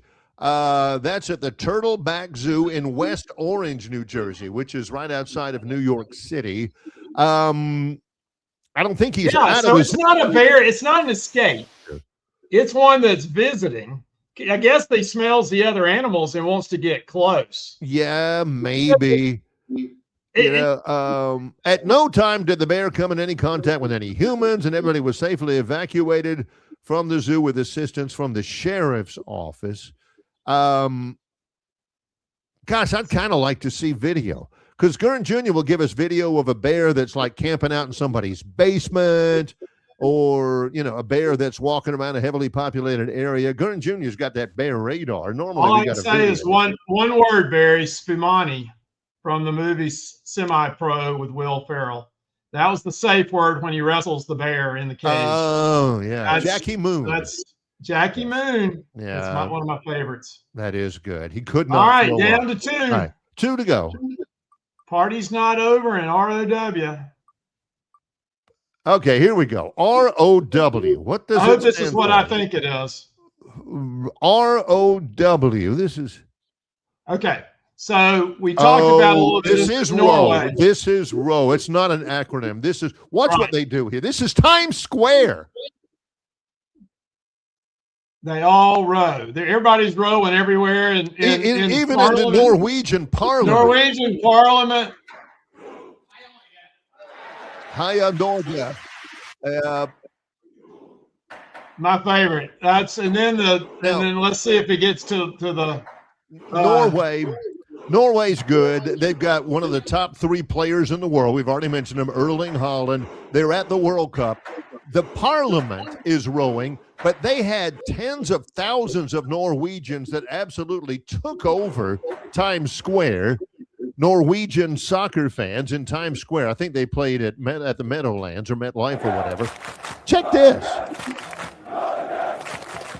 They ain't rowing it. They do. This is choreographed. Norway. Here you go. Is that not the coolest thing in American or Norwegian history? I love it. I mean, that is 1,000, 2,000 people right there. Oh, so Barry, have you watched any of these flash mob videos in malls and things like that? Have you ever seen those? I have seen those, yes. That's kind of like a flash mob without the. Well, the funny thing, tomorrow, Gurn, I've got some extra credit for you. Let's go with the Scottish national team fans because they're playing down in Miami and they've taken over Marlins Park.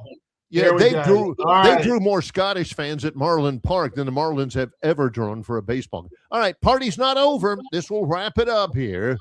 Oh! Gurn, ding, ding, ding. Barry gets the bingo card. There we go. Good for Warren. I mean, you are good for Gurn Jr. Here we go. Check this out.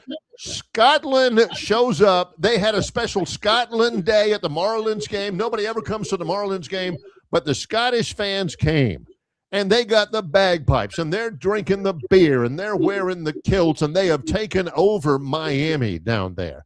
The Scottish soccer fans are loving life right now. They were reading somewhere they were there was a bar in Miami that says we cannot keep enough liquor. Oh, yeah, they were in Boston. That's what it was. They were in Boston. That was in Boston. Now they moved to Miami. These Boston bars moved to Miami. We can't keep anything. Now that's the Tartan Nation is just amazing. And that's look, it's this phenomenon that we're not used to. I mean, we see it once every other week, in a in game for a tailgate, but this is serious. These are people traveling thousands of miles to do this, and they're taking off months just to do this. There cannot be any people left in Scotland. I mean, that has to be an unoccupied. It's not even a country. An unoccupied territory. Well, that is it. Much respect, Gurn Jr. Great job, Barry. Great. You get the bingo card. You yell bingo because you hit it. You hit it dead on. Appreciate him. Appreciate Brian Matthews, AuburnSports.com. Travis Ryer on YouTube. More Matthews for pinch hitting for John Late. I'm Barry McKnight. This is Longshore and McKnight in association with Yellowhammer News, presented by Bud Light.